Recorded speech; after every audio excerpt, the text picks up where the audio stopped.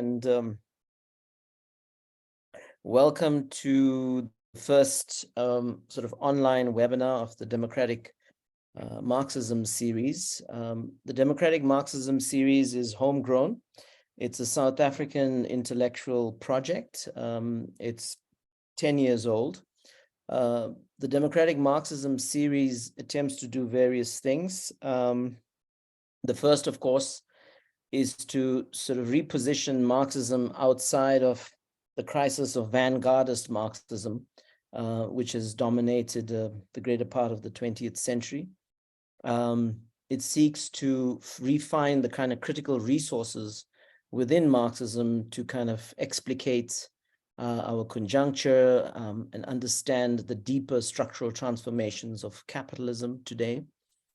It also seeks to have dialogue, critical dialogue beyond Marxism with other anti-capitalisms, with other bodies of critical thought. The Democratic Marxism series has under its belt at least 7 volumes. And this year, we are basically launching volume 7 incrementally. The first volume in the series, Marxisms in the 21st century, really pluralized the tree of Marxism to recognize that it's traveled in the world, it's indigenized itself in some places, it's shaped the big 20th century left projects, whether it was Sovietized socialism or social democracy or revolutionary nationalism. And in the aftermath of all of that, a lot has come out in different parts of the world in terms of a Marxist inheritance. The second volume looked at crisis and looked at crisis both conjuncturally and systemically. You know, some lazy Marxists always talk crisis, and they did that in the 70s and so on. But the point about this intervention was to locate crisis in its very specific context, to give it, if you like, a geo-historical location, circa 2007, and this time on a planetary scale. The third volume in the series was about the climate crisis. So we picked up on a crucial theme in the series, and we brought together some of the leading climate justice thinkers in the world, whether it was Pablo Solon, the lead negotiator of Bolivia, whether it was the co-chair of the constitution-making process in Ecuador, which has the greenest constitution in the world, to also contribute to that volume. And for us to think about systemic alternatives for the climate crisis. That volume is still very apposite given the worsening climate crisis. The fourth volume in the series was informed by the backsliding in South Africa, the return of racism after apartheid. And we really were concerned with the regression in South African society, in global politics, the rise of exclusionary nationalism, xenophobia, and all kinds of racist baiting, the return of the Ku Klux Klan, in inverted commas, in the US context and so on. So that volume is really spotlighting the kind of the return of the racist ogre, if you like, and to ask deeper questions of why this return of racism. The fifth volume in the series looked at the new US-led imperialism and the BRICS, and really looked at the emergence of global rivalries. Nothing sort of inevitable about these conflicts, but the logic of competition in global capitalism has unleashed a whole set of clashes and contradictions in the world order. And that volume looks at that, but it also looks at alternative forms of resistance from below. The seventh volume is basically titled Emancipatory Feminism in the Time of COVID-19, Transformative Resistance and Social Reproduction. We are going to kick off sort of the incremental launch of this volume with the first chapter written by Samantha Hargreaves. For those of you who don't know Samantha, Samantha is one of our leading eco-socialist feminists in the country and on the continent. She's one of the key or lead organizers of Woman.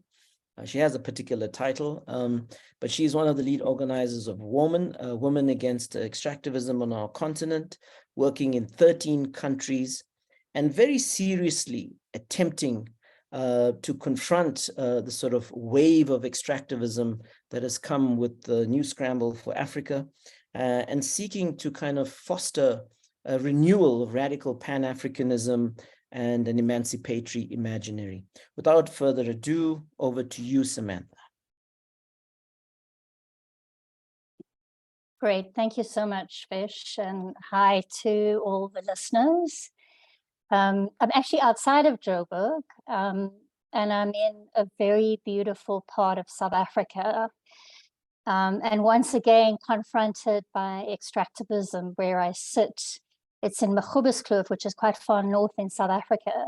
And you have sort of nested together the most beautiful grasslands, endangered grasslands, and sort of centered, well, I guess surrounding these beautiful grasslands are, I guess, a complete expression of extraction. It's these massive plantations of trees, mainly pine. And so I guess it's sort of, I'm sitting here and I was hoping that I was going to have a great internet connection. It sort of feels like it's a good entree to this focus. So I'm not speaking in my capacity as a woman staffer, but I do draw on some of the thinking and insights that we've gained, as well as new questions that evolved around COVID. And in fact, COVID was quite, I think, a monumental sort of breaking point and shift, I think, for many of us working on the continent, working on extractivism, working on feminism. I think, obviously at that time you saw the convergence of so many crises, and we were confronting them and interpreting them in a very different moment during that COVID period. And I think for the first time myself, I'd never worked on debt before, but I think when you confronted the realities of broken health systems, people hungry, people already facing a climate crisis, and now layered on top of this, you have the COVID crisis, which left so many countries really unable to respond both to the crisis, but also to the very necessary post-COVID reconstruction, because countries were already so deeply immersed in the crises that have been fueled by colonization and obviously histories of slavery. And then post-liberation, no genuine liberation for African countries, but rather a renewal of the neo-colonial project. And so there we've seen structural adjustment, we've seen privatization and neoliberalism, all of which really destroyed the very basis of countries in Africa being able to provide a decent life for their citizens, and certainly to respond to the many crises that the continent is confronting. So I think those were some of the realities that I think many of us confronted around the COVID period. So what I wanted to do was just, whoops, and now I'm struggling to move to, okay, there we go. So, I mean, I don't think I have to talk about the manifold interconnected global crises we saw during COVID, and these are crises that have been around for decades and persist in exaggerated forms now. I think, I mean, commentators, but particularly feminists, have talked about the reality of permanent crises around the world, but I think these take very concrete and extreme expressions in sub-Saharan Africa. I think, I mean, during that period and after COVID, I mean, there was a lot of thinking at the time, different discourses, very different analyses and perspectives on the strategies that were needed for recovery and reconstruction. It almost felt like we were sort of post-Second World War speaking about this massive new reconstruction approach and process for the world. But unfortunately, I mean, this notion of recovery and reconstruction, I think if you look at the volumes of funding that were invested in this reconstruction, I mean, largely concentrated in the global north, but in the global south, I think what we've seen is just a cementing of what has already been existent and a deepening of the crises, even though there's been this mantra of recovery.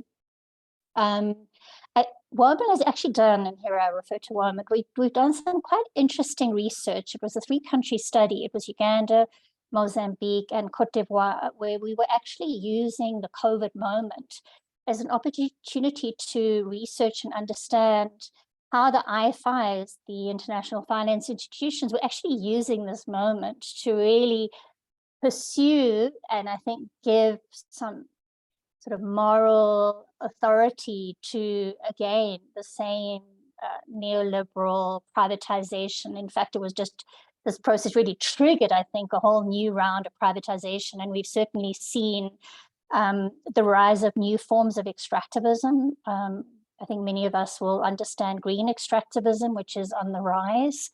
But this again is being seen as the opportunity for Africa to recover and develop its economies through green extractivism. I mean, we work on extractivism. This has been the focus of my work for many decades. And we look at the externalized cost to women, communities, and nature. And I think, I mean, over the last century plus, well over a century plus, but with a waning of the idea of debt to Africa.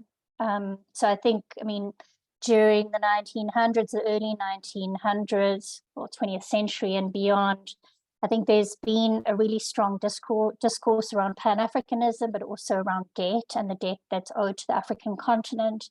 And I think once again, during this COVID period, it became very clear that the multiple debts owed to the African continent became that much more critical. This really is the only way that our continent can actually escape extreme poverty, peripheralization, and marginalization in the global economy. Africa really remains the site for resource extraction, and there's almost no beneficiation, so no retention of wealth. So again, we have a massive outflow of resources once again to the global north. This is sort of an unbroken reality. And I think the question of reparations and debt really came center stage. And for myself as an activist, but for the organization I work for, the many debts that are owed to the African continent and that are owed to specific groups, like women, that have been subject of massive incursions into natural resources, which women require for reproduction and survival of their families and communities. The externalized costs to nature, where women are responsible for cleaning up nature, and then obviously long-standing debts of slavery. Now we have this new layer of debt linked to the climate crisis, which the continent is not responsible for at all. Sorry, there I am covering my. So I think this whole question of reparations is a critical one as the basis for reconstruction and recovery for our continent. I think the one thing that I think has sort of come front and center for me and for the organization I work for is the whole question of where the conceptual ideas for theorizing, but also to inform sort of, I guess, struggles, radical struggle, that a lot of these ideas have been imported to Africa. And this is, again, the reality of decades. So all the different notions of development have been imposed on our continent. And I think a lot of the conceptual ideas that frame how we think about development and we think about alternatives remain imported to our continent. And so, I mean, whether we're talking about buen vivir, which emerges from the Latin American context and refers to the good life, what is it that we need to have a good life? Or whether we're talking about particular interpretations, so feminisms, whether we're talking about the idea of degrowth, which has very little, if no, application to South Africa, except for pockets of wealth, such as South Africa, where you've got a deeply entrenched elite. There, certainly the idea of degrowth is a relevant concept. Even the language that we draw upon, extractivism, post-extractivism, which we found very meaningful in how we interpret the world and what's going on in our continent, again, it's an imported concept. And so I think, I mean, as we think about recovery, as we think about transformation, there are deep and important concepts and ideas that live on this continent that I don't think have been employed, other than during, I think, periods where there's been a very vibrant Pan-Africanism, but I certainly think it's been eclipsed. And so ideas related to, for example, Ubuntu, which is, and I'm not going to go into much depth now, but a very powerful idea that really has shaped how African communities live in relation to one another, but also in relation to nature. This core political idea has certainly not been drawn upon in radical left thinking, nor has it really shaped a lot of thinking around development, just how we conceptualize development and how we think about development. I think the whole question of Pan-Africanism, I mean, certainly this was a very vibrant frame for liberation struggles in the 50s, 60s, and 70s. But again, this was eclipsed. And I think we are starting to see a recovery of Pan-Africanism as a very powerful political idea, but also movement to really think about transformation for Africa, not just in individual countries or in the relations between countries, but really thinking about Africa's location geopolitically in relation to the rest of the world. And I think finally, for us, this sort of COVID period also challenged my thinking again around the commons.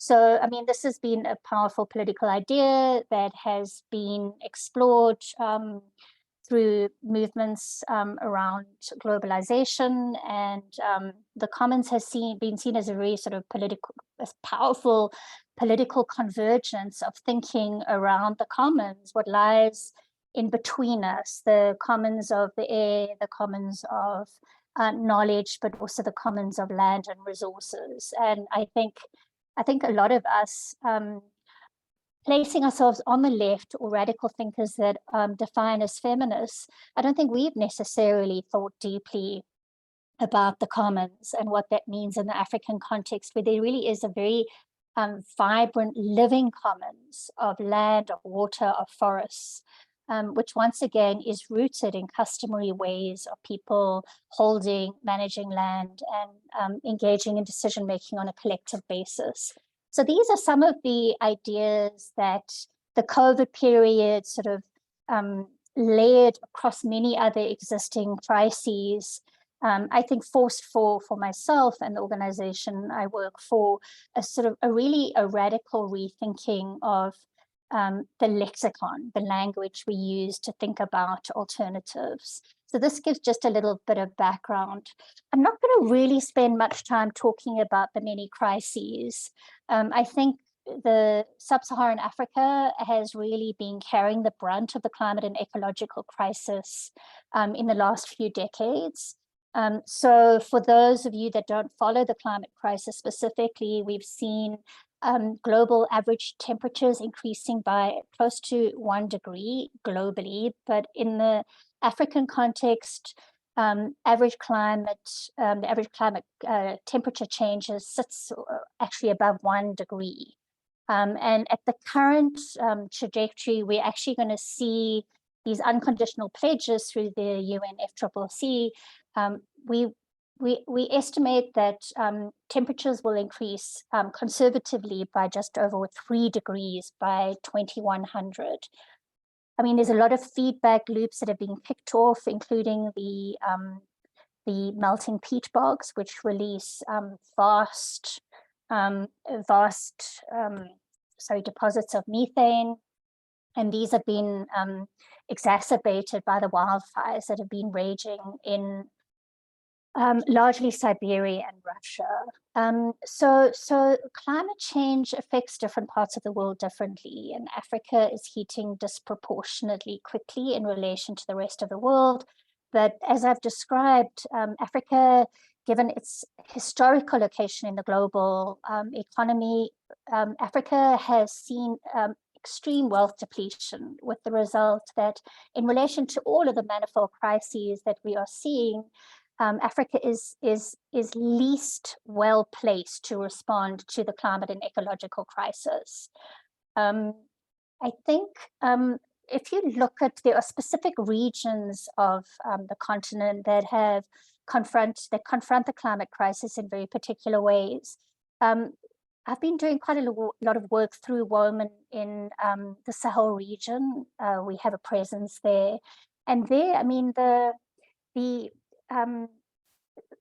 Lake Chad, sorry, I'm struggling with words today, but Lake Chad has actually been contracting over many, many decades.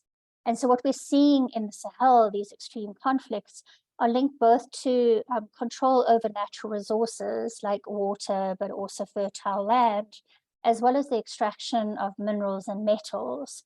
And so the crisis in an area like the Sahel actually brings together multiple crises, but this has been unfolding for decades now.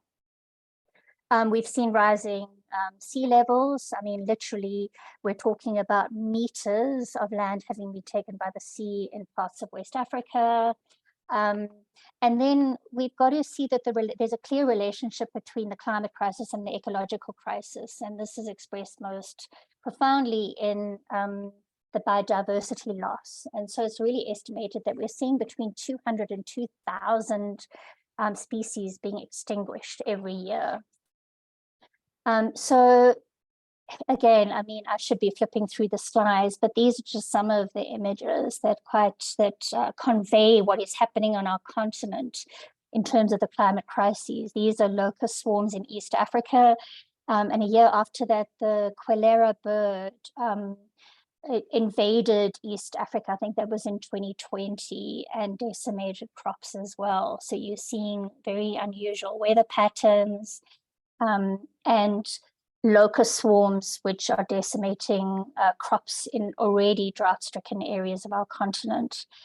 This is the cyclones in Mozambique, and tragically, this was the cyclone Kenneth a couple of years ago, and now we've seen Cyclone Freddy decimate parts of Mozambique and Malawi, as well as Zimbabwe and Madagascar. I think, as I was mentioning, the whole question of debt in the COVID period came to the forefront. And again, I mean, I did sort of touch on this, but I'm referring to a paper that was written some years ago. And I mean, at the time, we were actually looking at a debt crisis on the continent. This is one of the other crises. It's impossible to separate histories of colonization and neo-colonization from Africa's debt crises. And in fact, I mean, what's happening now, in order for countries to manage the debt crises and deal with the massive interest rates that are affecting their ability to pay back loans, countries are resorting to extractivism and essentially trading resource extraction, promises of resource extraction for new loans. I mean, again, the debt is intimately linked to the financial outflows in our continent. And we had the work of the, sorry, I'm just trying to find this now. Okay, the high-level panel. Now, this was quite some years ago, the high-level panel. So, I mean, these numbers are actually out of date, but this was in 2015. The high-level panel estimated that that $50 billion was being lost to the continent through illicit financial flows.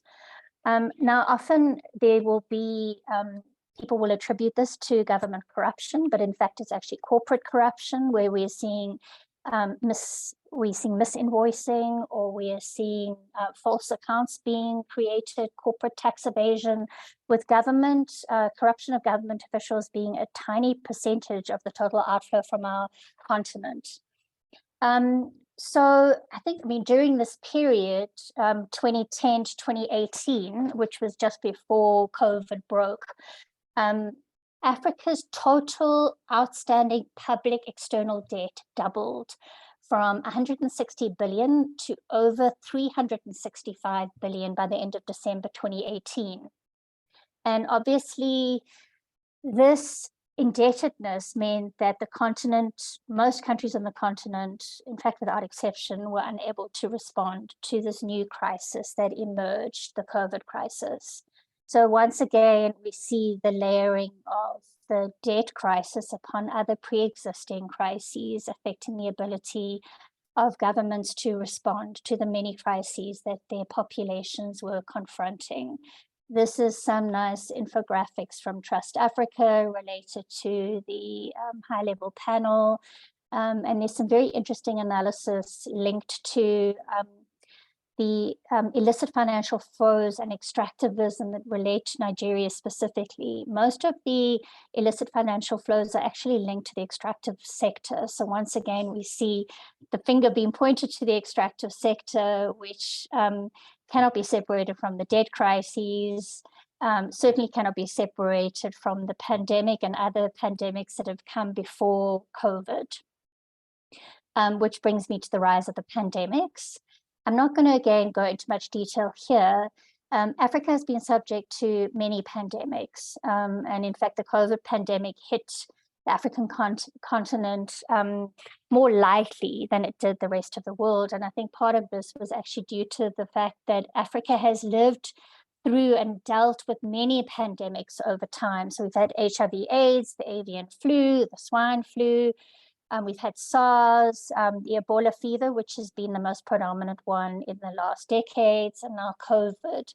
And again, this is linked to extractivism and the intrusion of humans.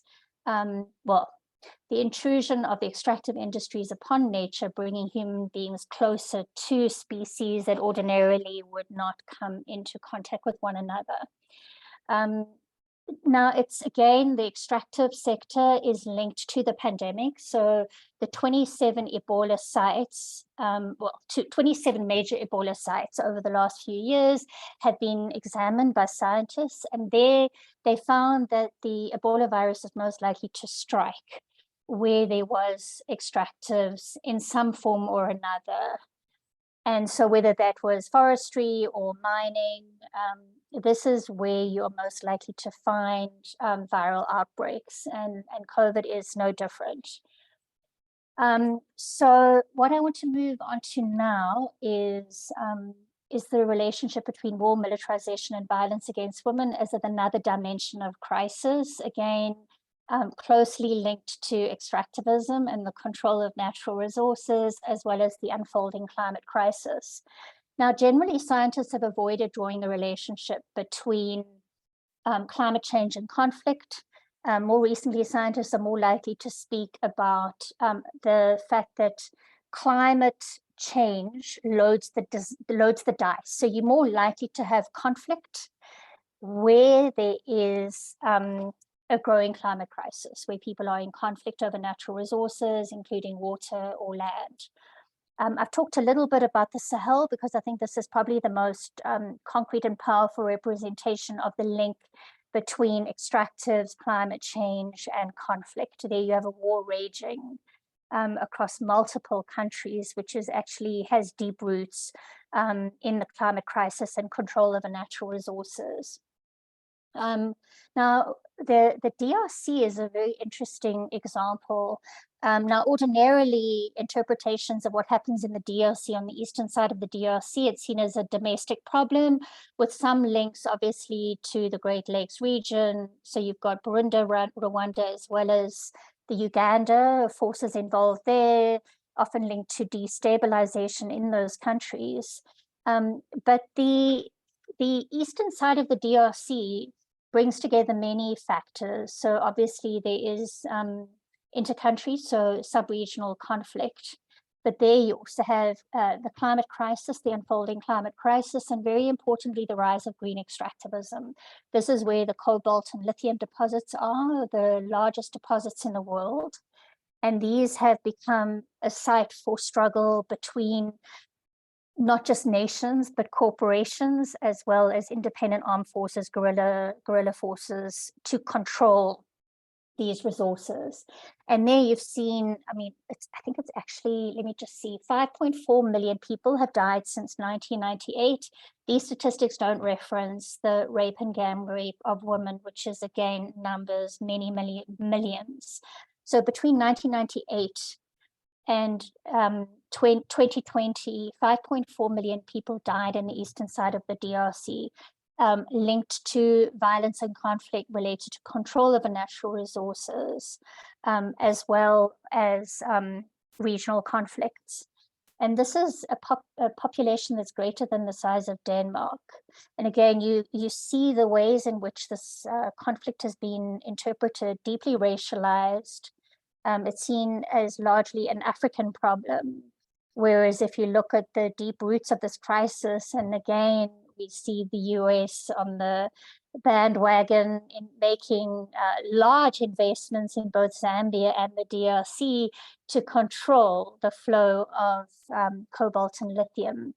So very cynically, in a sense, exploiting the conflict to get access to resources and control supplies.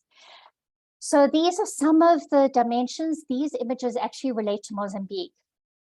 And again, we see here the terrible confluence of a growing climate crisis in Mozambique linked to control over oil and gas and the significant militarization of Mozambique. And it's not just Cabo Delgado. The militarization is across large swathes of Mozambique where there are deposits of oil and gas. And these are, once again, we cannot separate these from interests in South Africa and well beyond, where South Africa is actually deploying troops to safeguard its access to oil and gas resources. So again, South Africa is deeply involved in fueling and sustaining conflicts across the region. I've talked a little bit around the rise of green extractivism. Here we're seeing, it's really, I mean, it's an ongoing, I think the whole idea of the scramble for Africa, it's been an ongoing process through colonization and neo-colonization, but we are seeing a new scramble with the rise of green extractivism as transitions are happening in Europe and in North America. We are seeing the rise of resource extraction linked to green energy. So that would be solar and wind, but increasingly also access to gas. And this is fueling gas extraction, gas and oil extraction along the West African coast, or most of which is actually finding its way to Europe. The same is true of Southern Africa, and you're seeing new green extractivism. So for example, green hydrogen, and again, the ultimate expression of neo-colonization. These resources are finding their way up to Europe again. So I think this is the image that I wanted to just point to around the scramble for Africa. It's ongoing, and the reality is we're seeing again this new round of extractivism. All of these crises come together to undermine the very possibility of people reproducing themselves. And this has a gendered dimension in that women are the ones that are responsible for putting food on the table, ensuring that there's clean water and firewood for families. And so the crisis of social reproduction is deeply gendered.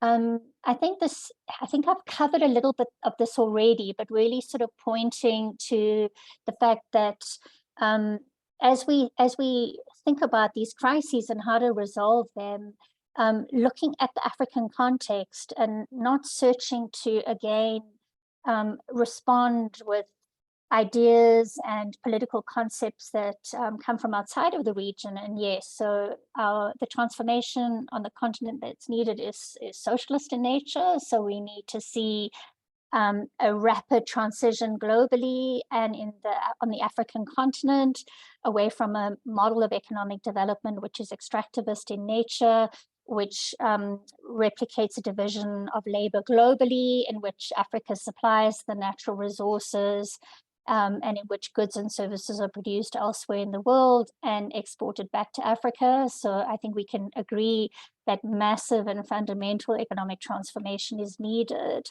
But some of the concepts and ideas that we need to be employing in the African context, context-specific political ideas, which I've mentioned, Pan-Africanism, linked to that Ubuntu and other spiritual ideas around humanity and the relationship between humanity and nature, and then a strengthening of the commons. These are very particular political ideas and movements that we need to be cultivating to address the multiple crises that Africa is sitting with. I'm not going to explore the roots of the crisis. We can always come back to this because I know that time is running. So this was really the focus of the paper, was thinking about how do we build back with African history, politics, and philosophy at the center of how we think about recovery and development in the African context. I'm going to start with Pan-Africanism. I mean, it's so interesting, I think, in relation to the left in South Africa and beyond. I think there was a distinct waning of socialist politics that were linked to Pan-Africanism. I mean, these were vibrant from the early 20th century up until the 60s and 70s, and then a distinct waning as Pan-Africanism essentially ran out of energy with the failures of liberation movements, but also the creation of institutions at a Pan-African level, which didn't advance a radical Pan-African restructuring. So, I mean, I think for many of you, you know a little bit about Pan-Africanism. It's both an ideology and a political movement. It has its origins in the struggles of African people against enslavement and colonization. I mean, importantly, the deep roots of Pan-Africanism actually sit outside of the continent. So you've got theorists, Trinidadian, as well as Jamaican theorists that were the early thinkers around Pan-Africanism. And it was very much thinking about Pan-Africanism from a diaspora perspective. The first Pan-African Conference of Africa and the diaspora was held in London in July 1900. So there's a really, really long history and tradition here that is incredibly powerful. This early conference was linked to the Balkanization of Africa, which happened in 1884 at the Berlin Conference. This is really the first scramble for Africa. And I mean, obviously there are many strands and political orientations, including some with very strong socialist currents. You've got Nkrumah, Nyerere, Sankara, and to some extent Lumumba.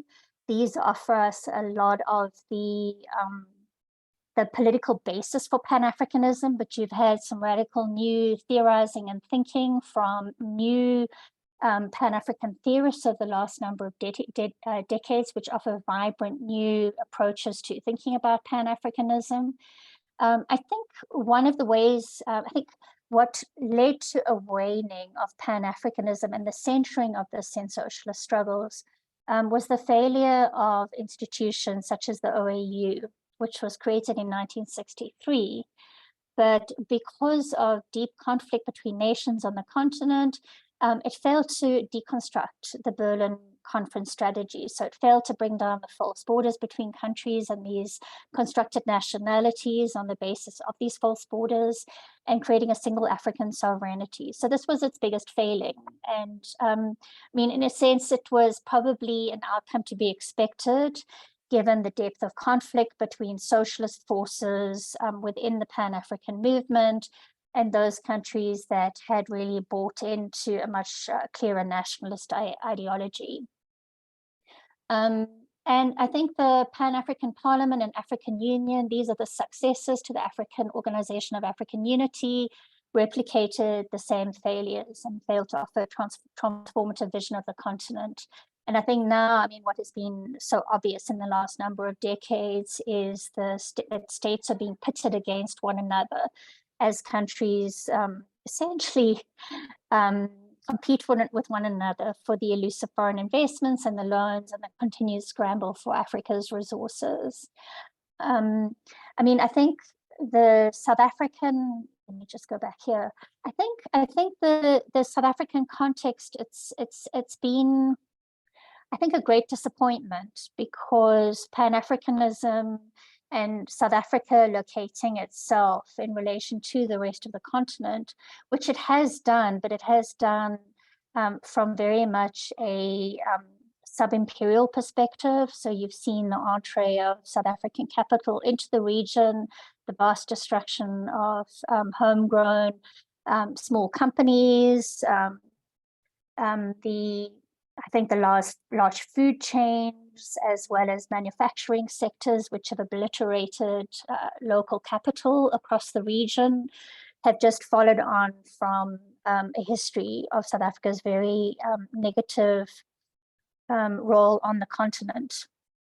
And so I think South Africa, I think if we'd, I guess we can regret the political positions that were taken over time, but the fact that South Africa did not take a very clear Pan-African position, one that was informed by solidarity, connection, more open trading, none of this is possible under capitalism. And I think this is the primary challenge.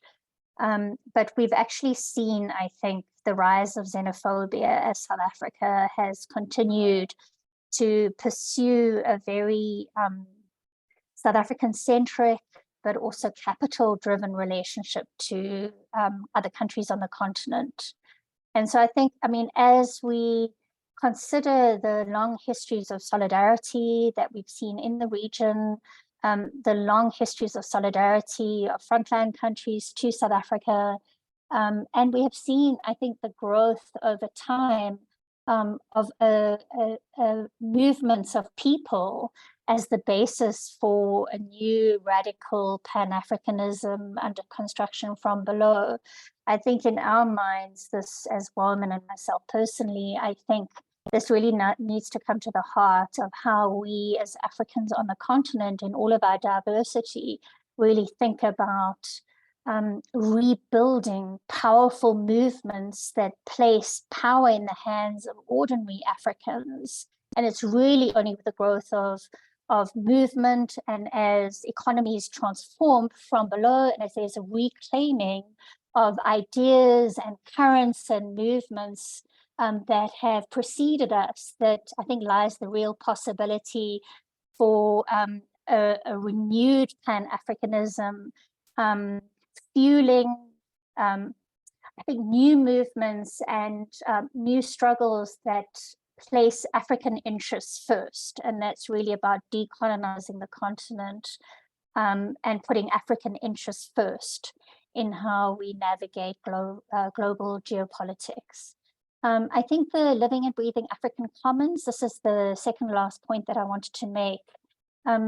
This I think is such a powerful piece, and even in the peasant movements on the continent, a real political recognition of the living and breathing African commons, whether that's the commons of land or forests or water, these all read together, that these are, Africa has a large body of commons which has not been undermined and has not been destroyed by capitalism. There have been serious encroachments into the commons, but you still have a large proportion of land and natural resources held in common. So if you look at in around 2020, you had about 800 to 880 million people on the continent living under common property systems. If you were projecting this number to 2050, you'd be looking at around 1 billion people living under common property systems. There are only 4 countries on the continent, Mauritania, Eritrea, Senegal, and Egypt, out of 54 countries that have actually extinguished customary tenure systems. Even though in those countries there's been a legal extinguishing of customary tenure, communities continue to use land and resources in common. And despite the scale and extent of customary landholding and the many, many hundreds of millions of people that live under customary tenure systems, many African governments have not recognized or supported customary landholding, and these systems are fragile and unsupported. And much of this actually has to do with how customary tenure systems have been treated, how they've been perceived under histories of colonization, neocolonization, and privatization. I mean, there's obviously been a very specific intention on the side of the World Bank and the IMF to push governments to privatize customary land holdings.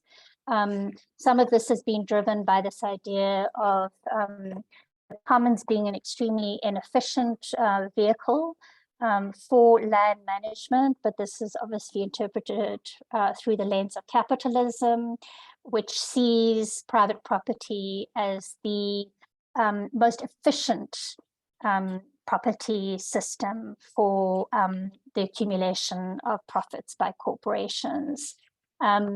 I think the living commons here, we're talking about lands which are held by communities of people. There are very clear rules around how that land can be used and how decisions can be made around the land. Certainly in these systems customarily, and there's enormous difference between them, but the land can never be sold. They are common, the decisions around the land need to be made on a collective basis by the group or community.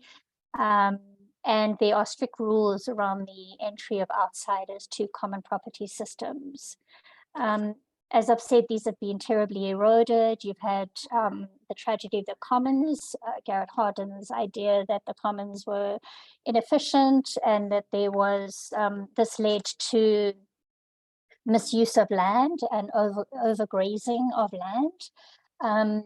And I mean, obviously the idea of privatization as the most sound basis for development. I mean, in Europe, you literally had the full enclosure of common fields, grazing lands, and forests.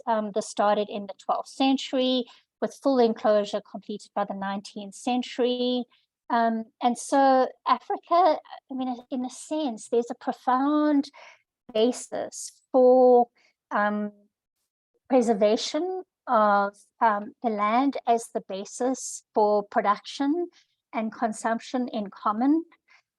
There's a powerful living basis for preserving the commons that are so under threat as a result of the entree of capital into regions around the world and the extinguishing of common property systems, really, which are the hallmark of a socialist system. And so I think greater investment in acknowledging and preserving the living commons on the continent as a bulwark against capitalism is a very profound step that many of our organizations and movements need to really put at the center of our thinking and strategy.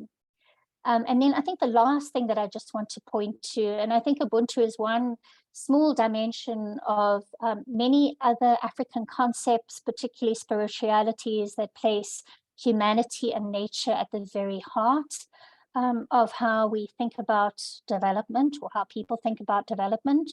So, I mean, many of you will have known about Ubuntu. I mean, I think it's such a powerful idea, but we've turned to Buen Vivir. We've turned to other concepts rather than thinking about very peculiar African ideas and practices that offer enormous power and potential for reimagining and rebuilding society. And so Ubuntu really rests on the belief in a universal bond of sharing that connects all humanity. So that is, I am a person through my relationship with other people, and there are many words that refer to Ubuntu. It's an idea that's not just commonplace in Southern Africa. It's a very widespread philosophy across the whole continent, but essentially it's the very profound quality of being human. The philosophy holds that we owe our selfhood to others and calls on us to mirror our humanity for and to each other. It sits very contrary to the West's emphasis on individualism and individual human rights, instead asking that we as humans put the interests of the community ahead of the individual. And in recognizing the humanity of others, it activates behavior that is filled with respect, tolerance, sharing, empathy, and love. And I think none of us can dispute that these need to lie at the core of how we build movement and transform our societies.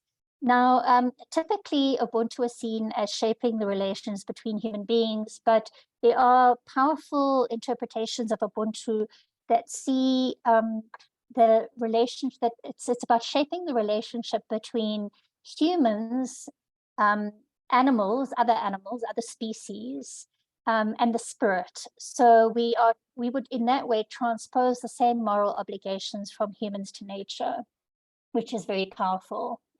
So I think these are some of the core ideas that I wanted to express. I don't think I was extremely articulate today. I was struggling to find words. But I think these are some of the core ideas that I and my organization are exploring. And I really call upon us all to think about how we can revive and center some of these sort of core African political ideas and concepts as we build movement and as we think about recovery and transformation of our continent. Thank you. Thank you so much, Samantha. And, you know, if there was an audience, we could clap. But it's question and comment time. That was amazing. So who wants to go? Put up your hand and we'll give you a chance to speak.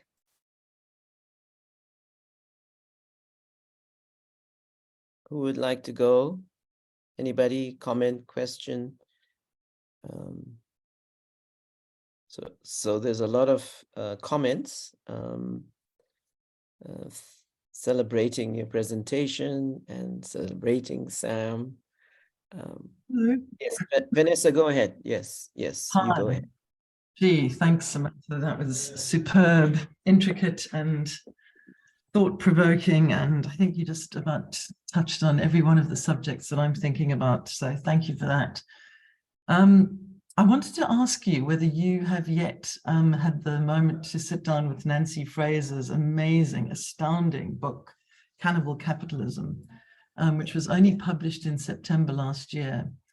Yeah, because pretty much every one of your insights maps so beautifully onto her sort of analysis of the 5 vectored fingers of cannibal capitalism as a system of social domination, nothing to do with economies at all, except, of course, that all it can produce is this endless destruction. And those 5 vectors are precisely the ones that you touch on. So, wow, please read her, or I'd love to sit down with you and talk to you about her and how we can leverage that extraordinary mind of hers into this political work that you're doing. Thank you so much. Wonderful. Thank you so much, Vanessa. I actually haven't read it. There's another African feminist theorist, she's a Ugandan. In fact, she has just written, well, during the last year, she's also written a very similar analysis. So I think there are quite a few feminists on the continent beyond that I think are starting to, build roads towards one another. And so I'm very excited about that. So I will certainly look out for that particular book. Thank you so much, Vanessa. So there's a question in the chat, Samantha, from Djamila Andrade. What exactly are the commons in Africa, and how does she see the issue of the commons in Africa when capitalism and individualism have managed to reach more recondite places, and in many places a difficulty in perceiving the traditional and the modern? Yeah, over to you. So thanks, Jamila. So I think, I don't know if I've responded perhaps in the presentation to your question about what exactly are the commons in Africa.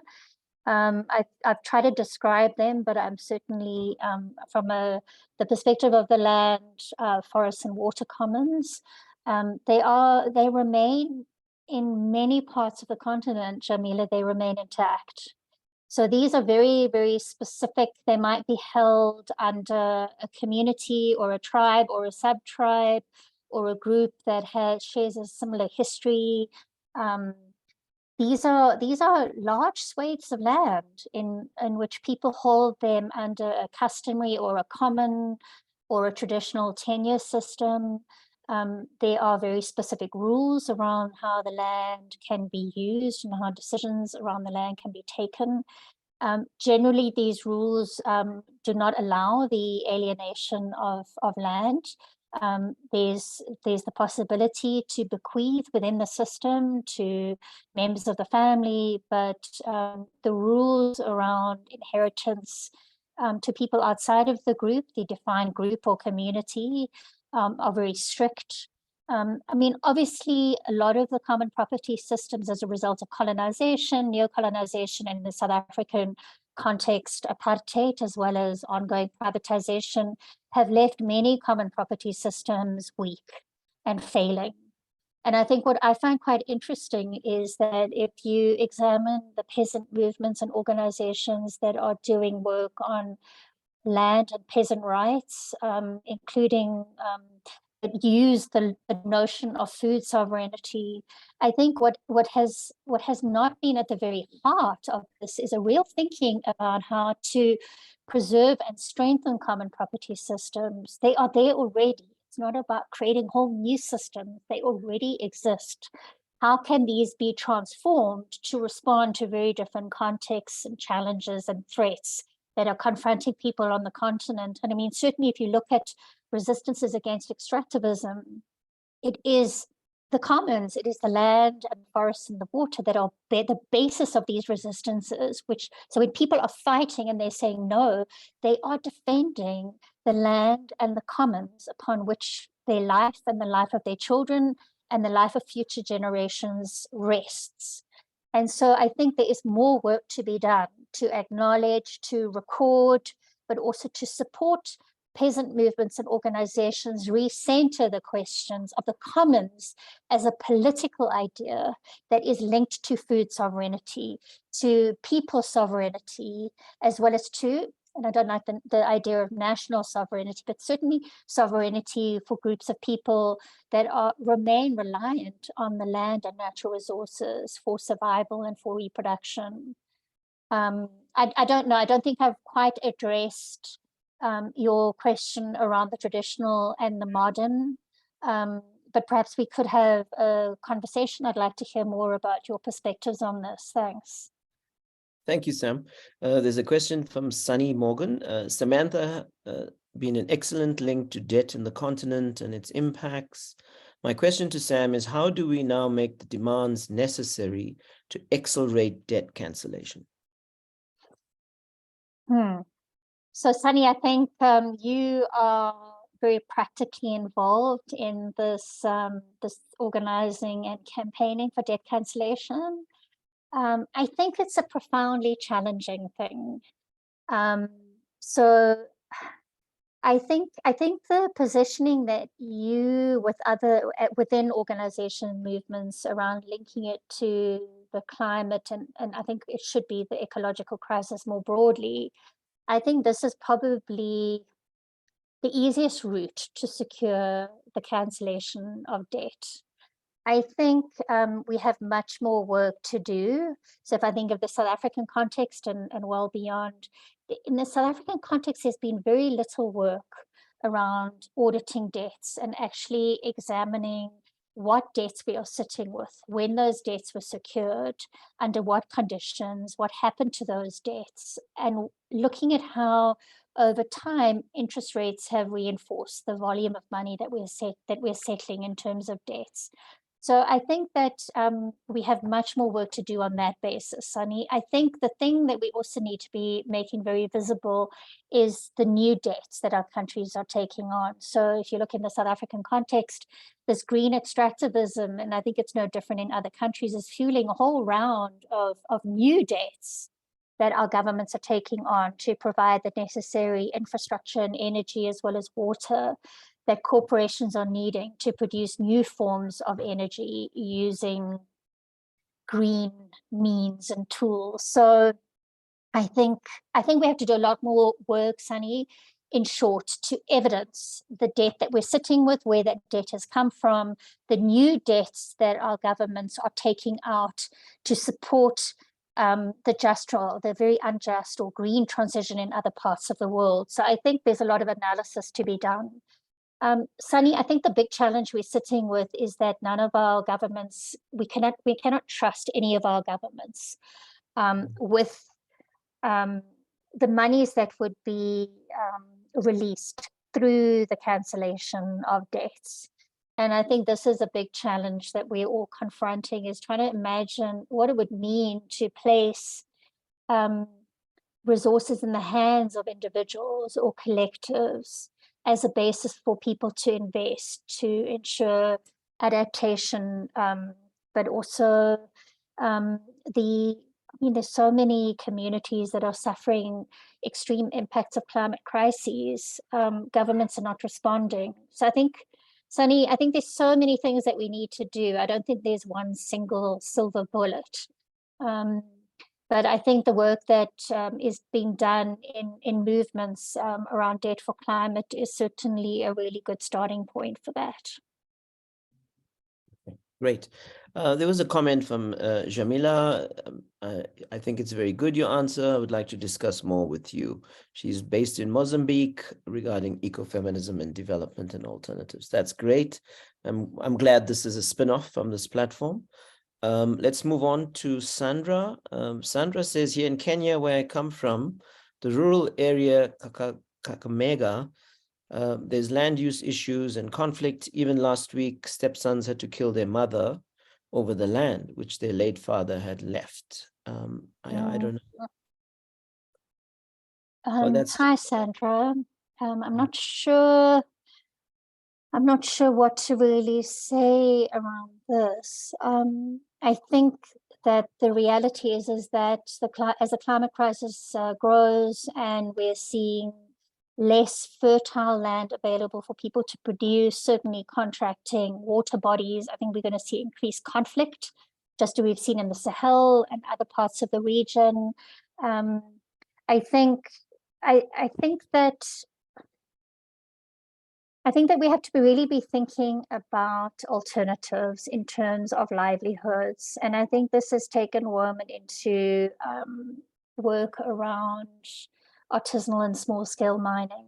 I think the reality is that this is part of adaptation. It's about supporting people find new livelihoods where the climate crisis essentially takes away the resources and the very ability, well, the very resources and sort of strategies that people employ for their livelihoods.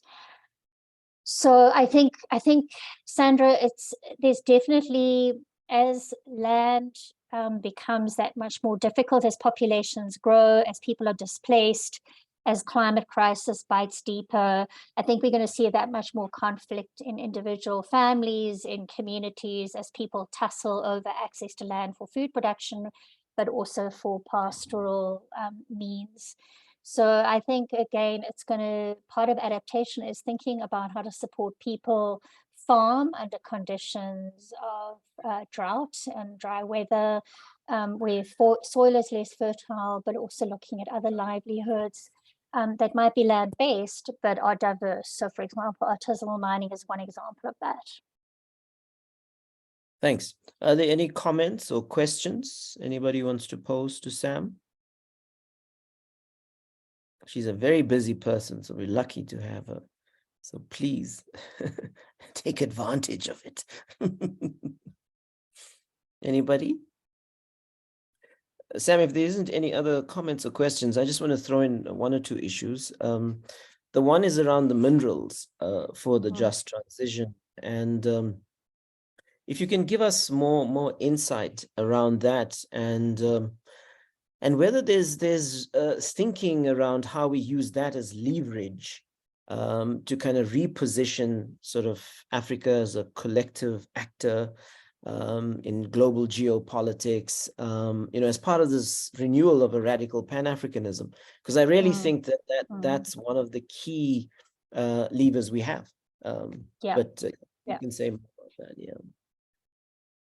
Yeah, I mean, I think this is a really important question, Vish. So, I mean, Africa, different parts of the region have definitely got some of the largest deposits of some of the key minerals and metals that are needed for the transition. We should be forming cartels across countries. So, for example, between Zimbabwe and South Africa, we have most of the platinum group minerals in the world.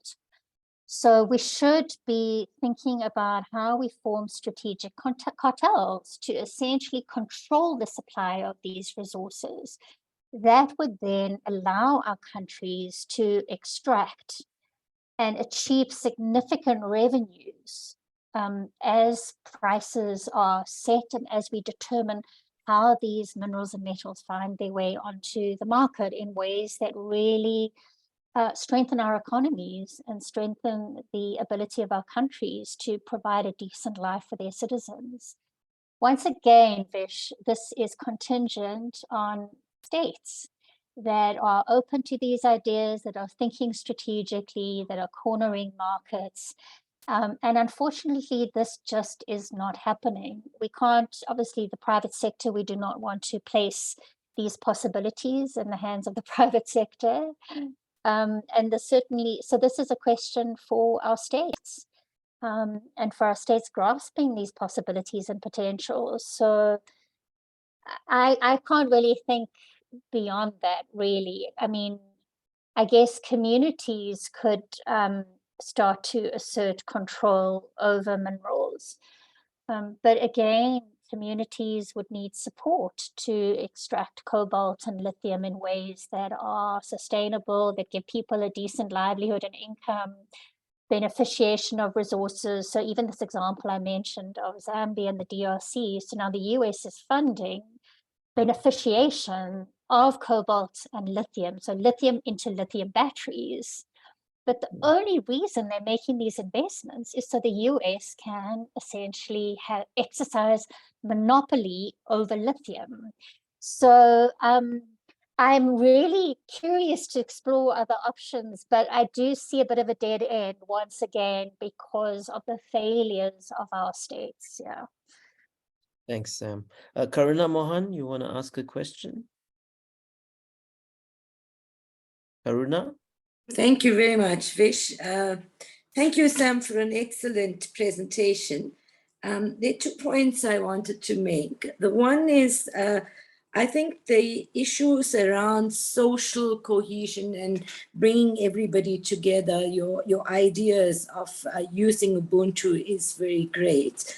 It's something that, we've always thought is left to religious and spiritual organizations. And I think in South Africa, we had Tutu, who played a very important role uniting everybody. And since his death, we haven't picked it up. But within Hinduism, there is a very interesting saying, which is Vasudeva Kutumbakam, that the world is one big family. And I think those 2 things do come together. And if we're able to bring that together, when we're organizing people, we will develop much more confident and stronger people. So that's the one point. The second point is linked to the last point you were making when you answered Vish's question. I think the biggest problem with this extractive economy is who owns the technology. And, therein lies the problems. Because a lot of the technology and the intellectual property to extract things is actually owned outside Africa. And we haven't really worked on developing our own products or our own methods of doing extraction in the right way. And also, I think the other problem is the Africa Free Trade Agreement, because the cartels can work, but you need the countries to come together and agree on, what trading regulations they would have and how they would actually cohere together against capital. And that's where our biggest problems emerge. Thank you very much. Absolutely. Thank you, Karuna. Over to you, Sam. No, I totally agree with Karuna. And I guess I mean, this is the thing. If you think about extractivism and the way that it's functioning now, and you think about post-extractivist possibilities, because it's not about saying no to all forms of resource extraction. It's really the terms and conditions under which resources are extracted, who carries the costs and who benefits. This is the critical question. So, I mean, if one was thinking about resource extraction at different scales, so for example, if you were thinking about like regional, so I'm talking about sub-regional within countries, if there was some way in which people could be organized, and I mean, this is in the absence of a radical state that stands with citizens, is there some way that we could be thinking about that have these resources under their ground and who believe that they have the right to determine to some extent how these resources are used and under what conditions? Perhaps we could be thinking quite creatively of cartels over geographies, but I can only imagine the sort of repression and threat these communities would confront, given the array of powerful forces they would be standing against. But I think so many of the possibilities we can dream and imagine of are so tough in the absence of states that are truly developmental and standing with their citizens. Okay, Sunny, I think you have a follow-up or something. Your hand is up. Go ahead. Yeah, I was saying, Sam, thanks for a wonderful and very informative presentation. So this idea of countries banding together and wielding their power, I think it's something that hasn't been properly explored. And Karuna was giving some direction that perhaps it could be done with trade agreements. But what I find very interesting is Botswana's position this week, threatening to renegotiate, well, actually threatening to stop their agreement with the beers, because as you know, they only benefit 10% of the revenue out of the extraction, and they are putting something on the table right now by saying, listen, this should be a 50-50 transaction. So is that progressive enough, or do you think that is a model that we can begin to promote? Simply to say, well, we don't want to stop all extraction because the diamond industry is the job creator in certain sectors, but that it will be done equitably. And do you think that that the lead that Botswana is taking is perhaps a step in the right direction and should be emulated by other countries? Because like I said in the chat, if the countries that hold on to the PGMs, the cobalt, the coltan, and the lithium can band together, I always use this phrase, they can stop the fourth industrial revolution dead in its tracks until they take notice of us. So we do have some agency and we do have some powerful influence. What do you think about Botswana's position now? I think it's a critical position. I mean, diamonds are critical in some industries. So in the medical sector, I think in manufacturing. But I mean, I do have questions around the utility of diamonds and gold. Largely, these are for adornment. So I think from a critical ecological but also social perspective, I think we need to be asking tough questions about what resources we extract and for what end.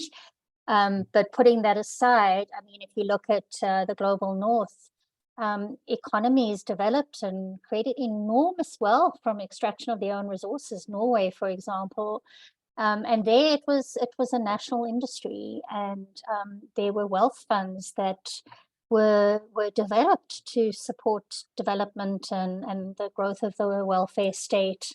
So I guess at the end of the day, I mean, this is an important reform, Sunny, but at the end of the day, we do want to see these industries nationalized and serving the public interest. And I think Karuna's point about the skills and capacity to be able to do this, to run nationalized industries, is a really important one.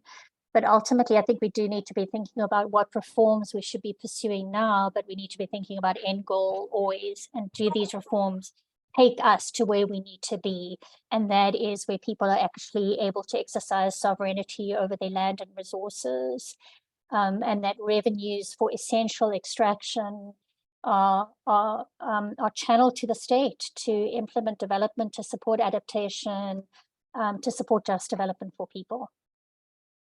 Thank you. And David Bamy, you want to ask something? Go ahead. Thank you. Is it possible to speak in French? Do you have a translation? No, I don't know. Samantha, do you speak French? Let me Pardon, try. Ange. Ange, Okay. mon français, Let me, c'est très mal, you know. okay. So let me try. Thanks, Samantha, for the presentation. My issue is also a bit around the transition. You know, because we talk at the continental level about the transition, just transition or energetic transition, but we don't have the technology, you know. And I think one of the speaker before me talk about that, who own the technology. I think for me that is also a very important question. And you know, in that context of Russia and Ukraine war, we don't know how for Africa at the continental level we can, you know, imagine, or we can you know, we can work on energetical transition for the continent where we don't own the technology. That is a bit my question, and how we can see that transfer of technology who you know, is not effective.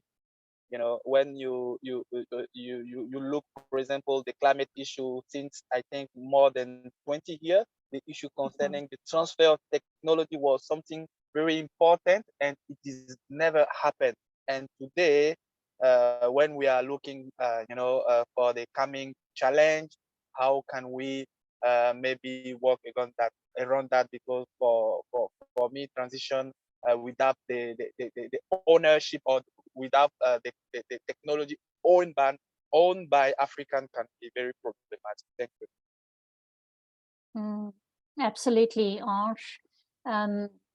So I couldn't agree with you more. I think the challenge is okay, well, there's a couple of things. I think some of the technology, or maybe not technologies, but methods and processes that are essential for adaptation and mitigation already exist on our continent. They either exist in history or they are currently living.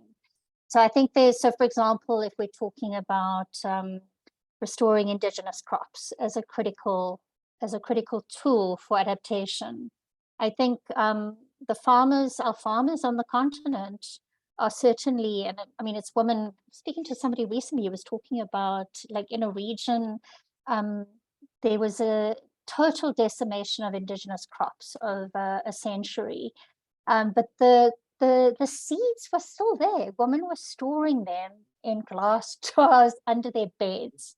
So I think that's one thing already. I think that there's already a lot of knowledge, and people have held on to indigenous seeds, but also indigenous ways of producing. And I think that's a critical piece of our sovereignty on the continent, is ensuring that we build from there, that we build research institutes that really build on indigenous and customary knowledge around food production and beyond. So I think that's the one critical piece.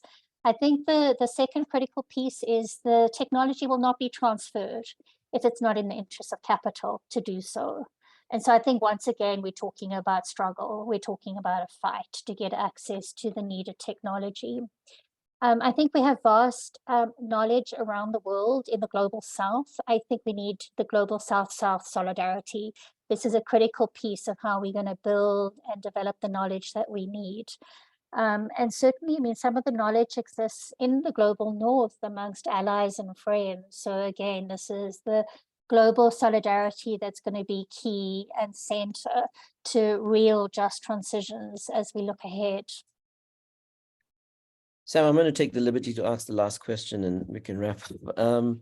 It's just about sort of migration and sort of the displacements that are coming with climate change. It's estimated, according to one UN agency, about 200 million Africans will be displaced before the end of the decade. And so I just want to sort of probe you around your perspective on what this means for Africa and the reconfiguration of this continent and its remaking, basically. Yeah.